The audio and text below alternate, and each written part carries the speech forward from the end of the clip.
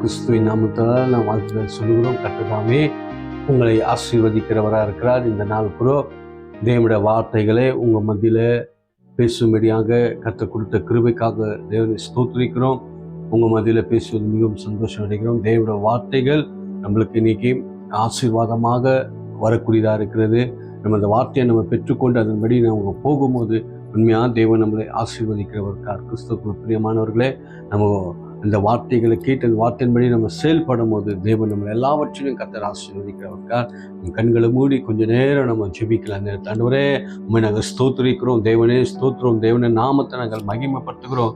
அப்பா, தேவனுடைய நாமத்தை நாங்கள் உயர்த்துகிறோம். தேவனுடைய நாமத்தை நாங்கள் நன்றி செலுத்துகிற கர்த்தாவே, இந்த வேலையில் கர்த்தாவே அப்பா ஏசையா எங்களுக்கு ஆண்டவரே அப்பா உம்முடைய வேண்டியமான எல்லா வார்த்தைகளும் ஆண்டவரே எங்களுக்கு நீர் காண்பிக்கும்படியாக ஆண்டவரே உம்முடைய வார்த்தைகள் போய் ஆண்டவரே வெறுமையாக வந்ததே கிடையாது. ஆண்டவரே உம்முடைய வார்த்தையால் அற்புதங்கள் நடக்கக்கூடியதாக இருக்கிறது கர்த்தாவே. நீ கேட்கிற ஒவ்வொரு குடும்பங்கள் வாழ்க்கையிலும் அற்புதங்கள் நடக்கத்தக்கதா நான் செபிக்கிறையா. அப்பாவுமே ஸ்தோத்திரிக்கிறோம் கர்த்தாவே.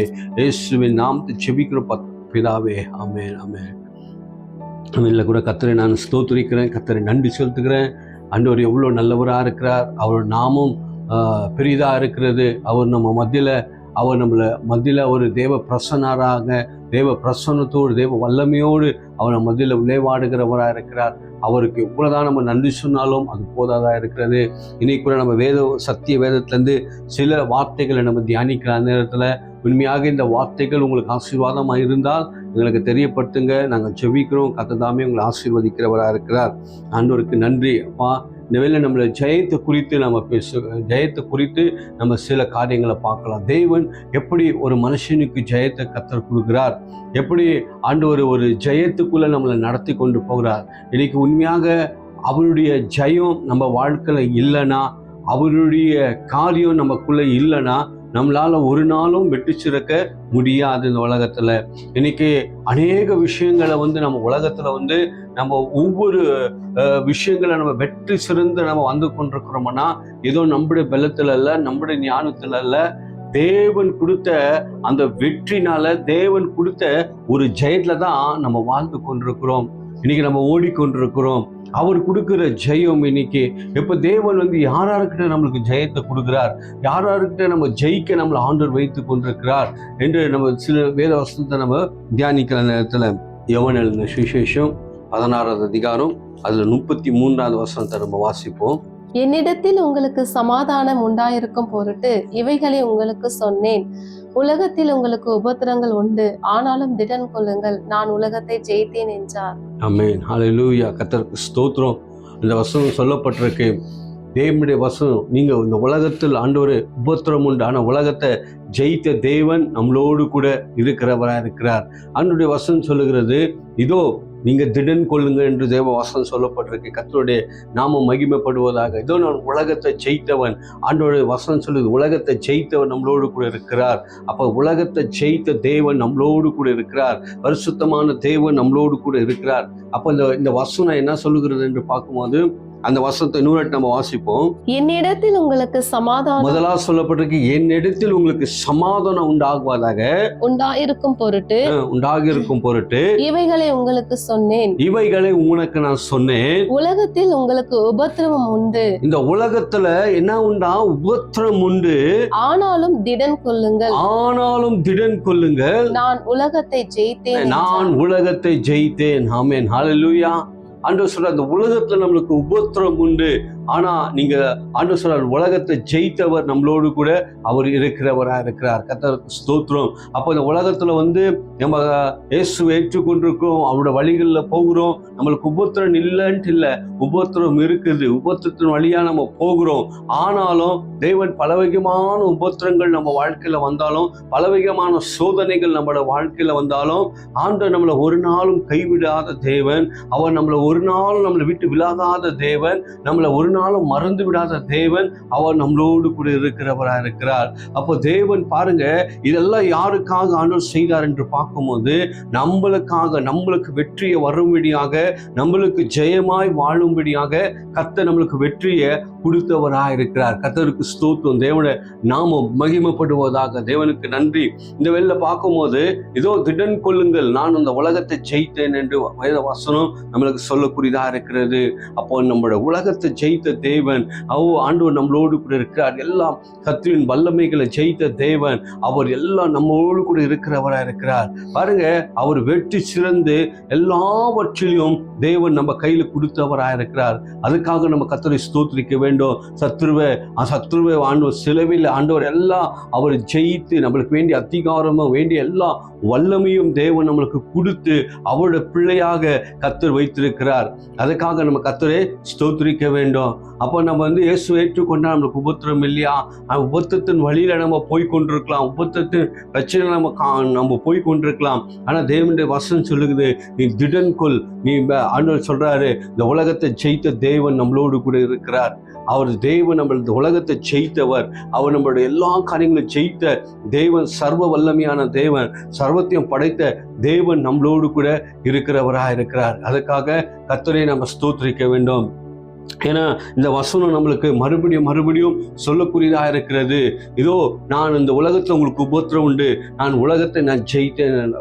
அப்ப எல்லாவற்றிலும் ஜெயித்த தேவனை நம்ம கூட இருக்கிறார். எல்லாவற்றிலும் வெற்றி சிறந்த தேவன் நம்ம கூட அவர் வழி நடத்துகிறவராக இருக்கிறார். அப்போ நம்மளை ஒரு நாளும் நம்மளை என்ன பண்ண மாட்டாரு, நம்மளை தோக்க விட மாட்டார். ஆண்டவர் நம்ம எல்லாவற்றிலும் ஜெயத்தை தரக்கூடிய தேவன் இருக்கிறார். பாருங்க, 1 யோவான்ல 4வது அதிகாரத்துல 4 வசனத்தை வாசிக்கும் போது அது சொல்லப்பட்டிருக்கு. வாசிப்போம். பிள்ளைகளே, நீங்கள் தேவனால் உண்டாயிருந்து அவர்களை ஜெயித்தீர்கள். நம்ம யாருனால உண்டானவர்களா? தேவனால உண்டானவர்கள், அவர்களை நீங்க ஜெயித்தீர்கள். ஏனெனில் உலகத்தில் இருக்கிறவனிலும் காட்டிலும் உங்களில் இருக்கிறவர் பெரியவர். கர்த்தருக்கு ஸ்தோத்திரம். இந்த உலகத்துல ஒருவன் இருக்கிறான், அவனை காட்டிலும் நமக்குள்ள இருக்கிறவர் அவர் பெரியவர். உலகத்துல வாழ்றவனை காட்டிலும் நமக்குள்ள இருக்கிறவர் ஒரு பெரிய தேவனா இருக்கிறார். முற்றிலும் அவரால் பிறந்தவர்கள், அவருடைய பிள்ளைகள், எல்லாவற்றிலும் அவர் ஜெயிக்கிற பிள்ளைகளாக இருக்கிறார்கள். எல்லாம் எந்த மாதிரி சோதனைகள் வந்தாலும், எந்த மாதிரி பிரச்சனைகள் வந்தாலும், என்ன மாதிரி வேதனைகள் நம்மளை வாழ்க்கையில சூழ்ந்து கொண்டாலும், எல்லா ஆபத்துகள் நம்மளை சூழ்ந்து கொண்டாலும், மரணம் நம்மளை சூழ்ந்து கொண்டாலும், எல்லாவற்றிலும் ஜெயிக்கிற தேவன் நம்மளோடு கூட இருக்கிறவரா இருக்கிறார். அப்ப தேவன் அவசரம் சொல்ற, உலகத்துல வாழ்றவனை காட்டிலும் நமக்குள்ள இருக்கிறவர் அவர் பெரிய தேவன், அவர் வல்லமையான தேவன், அவர் அதிசயமான தேவனா இருக்கிறார். அவரே நம்மளுக்கு எல்லா வெளிச்சத்தின் தேவனா இருக்கிறார். அவரை விட்டு அவர்தான் நம்மளுக்கு எல்லாவற்றிலும் வெற்றியை சிறக்கிறவரா இருக்கிறார். அப்ப பாருங்க, தேவனுடைய வசனம் நம்மளுக்கு எல்லாவற்றிலும், நம்ம பழைய ஏற்பாடு காலத்துல நம்ம பார்க்கும்போது ஆகட்டும், புதிய ஏற்பாடுல ஆகட்டும், எல்லாருக்கும் ஆண்டவர் அவரை நம்பி போனவர்களுக்கு, அவரோடு கூட ஏற்றுக்கொண்ட பிள்ளைகளுக்கு எல்லாத்துலயும் பெரிய பெரிய யுத்தங்கள்ல தேவன் ஜெயத்தை கொடுத்தவரா இருக்கிறார். பெரிய பெரிய காரியங்கள்ல அவர் வெற்றி சிறக்க வைத்தவரா இருக்கிறார். அதுக்காக நம்ம கர்த்தரை ஸ்தோத்திரிக்க வேண்டும். இன்றைக்கு அந்த தேவன் நமக்குள்ள இருக்கிறாரா?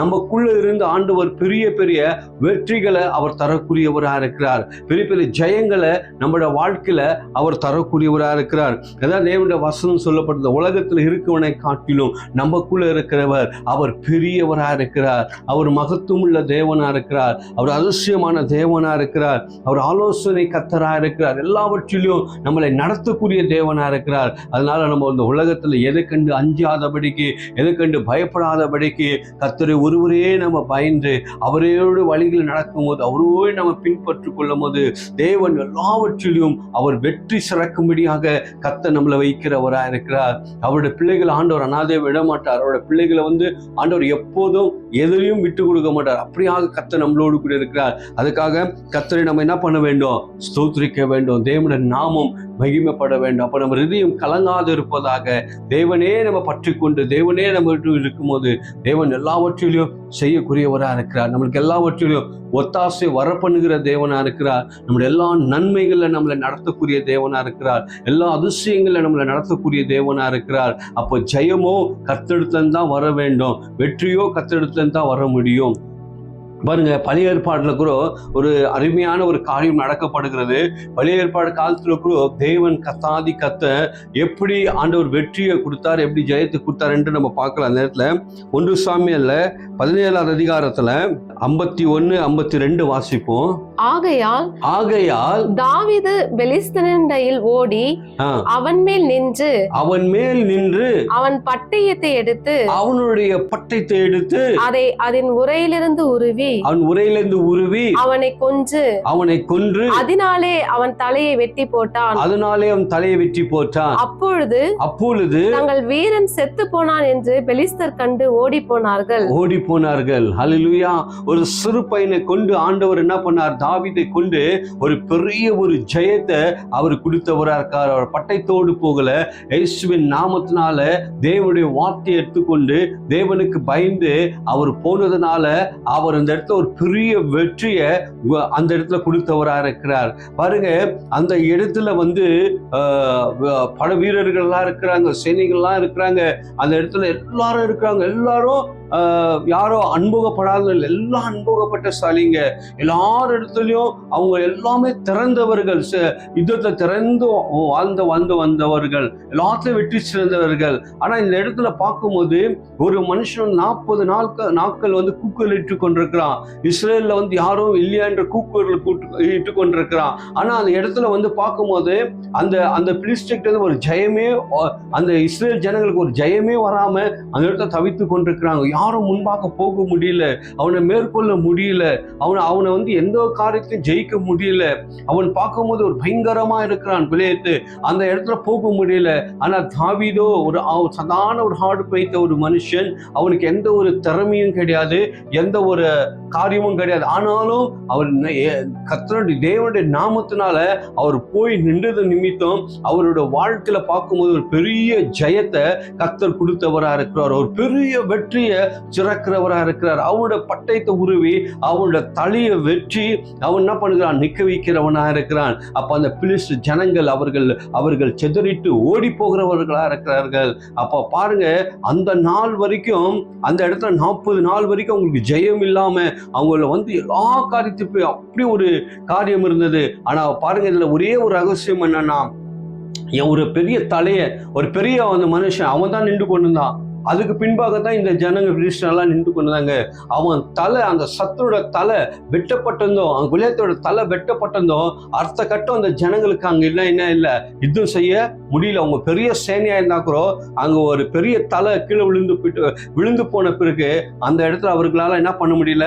பயந்து ஓடி போனார்கள், செதறிட்டு ஓடி போனார்கள். அதே போலதான் கர்த்தர் நம்முடைய வாழ்க்கையில கூட இன்னைக்கு நம்ம பார்க்கிறோம். இதுல இருந்து எப்படி இதெல்லாம் பெருசா இருக்க, எப்படி நம்ம ஜெயத்தை நம்ம பெற்றுக்கொள்ள முடியும்? இது ஆகாது, இது முடியாது என்று நம்ம தவித்து கொண்டிருக்கிறோம். ஆனா என்னைக்கு தேவனை விசுவாசிக்கிறோமோ, என்னைக்கு தேவனை நம்பி இதுல இருந்து எனக்கு ஆண்டவர் வெற்றி கொடுப்பார், அவருடைய நாமத்துல போய் பாருங்க, அவருடைய நாமத்துல நின்று பாருங்க, அவருடைய நாமத்துல கேட்டு பாருங்க, உங்களுக்கு வெற்றியை ஏசப்பா தரக்கூடியவரா இருக்கிறார். அன்னைக்கு எப்படி ஒரு சிறு பையன் அவனை யாரால நம்ப முடியாது, அந்த மாதிரி ஒரு காரியத்துல கர்த்தர் அவனை நிற்க வைத்து ஒரு பெரிய வெற்றியை கொடுத்து அந்த இஸ்ரவேலுக்கு ஒரு ராஜாவா கர்த்தர் மாற்றினார் என்றால் அது சாதாரணமான விஷயம் கிடையாது.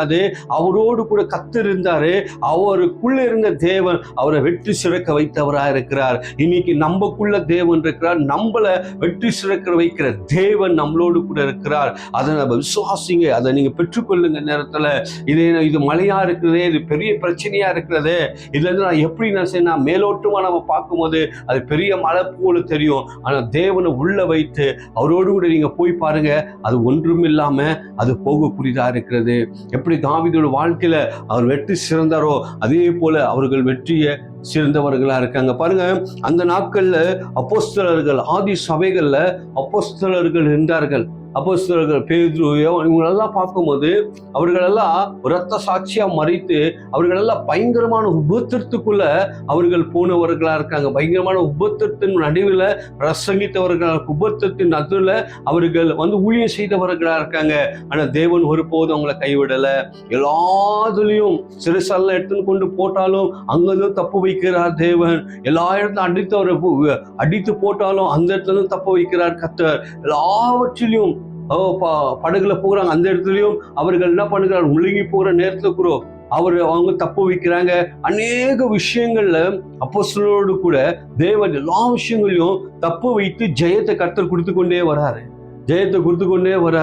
அவங்க ஜெயத்தை அவங்க பெற்றுக்கொண்டே வராங்க. அவங்களால அவங்களோட திறமையில அவங்களோட இதில் பண்ணியிருந்தா முடிவு செய்ய முடியாது. ஆனா கர்த்தருடைய பலத்துல பேதுரு ஆகட்டும், அப்போஸ்தலனாக பவுல் ஆகட்டும், இவர்கள் எல்லாம் தேவனை உள்ள வைத்து கொண்டு அவர்கள் வெற்றி சிறந்தவர்களா இருக்கார்கள். அதே போல நம்மளும் அந்த காரியத்துக்குள் ஈடுபடும் போது வெற்றி சிறக்கிறவராக இருக்கும். பாருங்க, அதுல என்ன சொல்றாரு பாருங்க, அப்போஸ்தலர் 14வது அதிகாரம் 22வது வசனத்துல அந்த வசனத்தை வாசிப்போம். அப்பொழுது ஜனங்கள் கூட்டம் கூடி அவருக்கு விரோதமாய் எழும்பினார்கள். அதிகாரிகள் அவர்கள் வஸ்திரங்களை கிழித்து போடவும் அவர்களை அடிக்கவும் சொல்லி அவர்களை அநேக அடி அடித்த பின்பு சிறைச்சாலையிலே வைத்து அவர்களை பத்திரமாய் காக்கும்படி சிறைச்சாலைக்காரனுக்கு கட்டளையிட்டார்கள். அவன் இப்படிப்பட்ட கட்டளையை பெற்று அவைகளை உட்காவலறையிலே அடைத்து அவர்கள் கால்களை தொழுமரத்தில் மாட்டி வைத்தான். 22 வாசிங்க. அப்பொழுது ஜனங்கள் கூட்டம் கூடி அவர்களுக்கு விரோதமாய் எழும்பினார்கள். அதிகாரிகள் அவர்கள் வஸ்திரங்களை கிழித்து போடவும் அவைகளை அடிக்கவும் சொல்லி அவர்களை அநேக அடி அடித்த பிறகு சிறைச்சாலையிலே வைத்து அவர்களை பத்திரமாய் காக்கும்படி சிறைச்சாலைக்காரனுக்கு கட்டளையிட்டார்கள். பாருங்க, அந்த இடத்துல எல்லாவற்றிலும் செய்தவர் ஒரு தேவ மனுஷர்கள். பவுல், அப்போஸ்தலனாகிய பவுல் அந்த இடத்துல மிக உபத்திரத்தோடு அவர்கள் ஊழியம் செய்தவரா இருக்கிறார்கள். அந்த இடத்துல போய் இவர்களை பத்திரமா எடுத்து போய் என்ன பண்ணுங்க, ஜெயில அவர்களை வைங்கன்னு சொல்லப்பட்டிருக்கு. ஆனா அது கீழே வசனத்துல நீங்க வாசிக்கும் போது தேவ தூதர்களை கர்த்தர் அனுப்பி அவரோட வாழ்க்கையில எல்லாரும் அவங்க சிறையிலிருந்து வெளியே கொண்டு வந்து பார்க்க முடியும். பேதுரு வெளியே கொண்டு வந்து பார்க்க முடியும். தேவன் அந்த உபத்திரத்தோடு கர்த்தர் விடல. அந்த காரியத்தோடு கூட அவங்களை என்ன பண்ணல, தேவன் விடல. அவங்களுக்கு எல்லாவற்றிலும் அடி வாங்கினாலும் உபத்திரம் பட்டாலும் அவர்களை கர்த்தர் என்ன பண்ணாரு, வெற்றி சிறக்க வைத்து கொண்டே வந்தாரு. தேவன் வெற்றி சிறக்க வைத்து கொண்டிருந்தாரு. ஏன்னா நம்மளுக்கு ஒரு லிமிட் இருக்கு. ஆண்டவர் சில சோதனைகளுக்குள்ள நம்மளை ஆண்டவர் விட மாட்டாரு. அதுல இருந்து தப்பு வைக்கவும் வழியும் கர்த்தர் நம்மளுக்கு என்ன பண்ணுகிறாரு, உண்டாக்குறவரா இருக்கிறார். அதனுடைய எல்லாவற்றிலும் தேவன் நம்மளுக்கு செய்கிறவரா இருக்கிறார். ஏதோ ஒரு பிரச்சனை என்று ஆண்டவர், ஏதோ ஒரு உபத்திரம் என்று நம்மளை விட மாட்டார். பாருங்க, 1 கொரிந்தியர் வசனம் சொல்லப்பட்டிருக்கு 10வது அதிகாரம் 13வது வசனம் என்ன சொல்லுகிறது பாருங்க. மனுஷருக்கு நேரிடுகிற சோதனை அல்லாமல் வேற சோதனை உங்களுக்கு நேரிடவில்லை. தேவன் உண்மை உள்ளவரா இருக்கிறார். உங்கள் திராணிக்கு மேலாக நீங்கள் சோதிக்கப்படுகிறதற்கு அவர் இடம் கொடாமல், திராணிக்கு மேலாக உன்னை சோதிக்கப்பட உன்னை இடம் கொடுக்க மாட்டார். சோதனையை தாங்கத்தக்கதாக சோதனையோடு கூட அதற்கு தப்பிக்கொள்ளும்படியான போக்கையும் உண்டாக்குவார். சோதனையோடு கூட அந்த சோதனையிலிருந்து தப்புவிக்க போக்கையும் கர்த்தர் உண்டாக்குறவரா இருக்கிறார். தேவனுக்கு ஸ்தோத்திரம், ஹல்லேலூயா. நம்ம உபத்திரத்தின் வழியில போனாலும், சோதனையின் மத்தியில போனாலும், பிரச்சனையின் மத்தியில போனாலும் ஆண்டவர் சொல்றார், திராணிக்கு மேல உன்னை நான் சோதிக்கப்பட நான் விட மாட்டேன். ஆண்டவர் சொல்றார், அதுல இருந்து தப்புவிக்க வழிகளும் கர்த்தர் என்ன பண்ணுகிறாராம், அவர் விடுகிறவரா இருக்கிறார். அது மேல சொல்லப்பட்டிருக்கு, அவர் உண்மை உள்ள தேவனா இருக்கிறார். அவர் உண்மை உள்ளவர், எல்லாத்திலும் அவர் உண்மை உள்ளவரா இருக்கிறார். உண்மை உள்ள மனுஷனுக்கு எல்லாவற்றிலும் ஆண்டவர் உண்மை உள்ளவராய் இருந்து நம்மளுக்கு எல்லாவற்றிலும் அவர் செய்கிறவராய் இருக்கிறார். நாம் அவருடைய பிள்ளைகளா இருக்கிறோம். அவருடைய நாமம் தரிக்கப்பட்ட பிள்ளைகளா இருக்கிறோம்.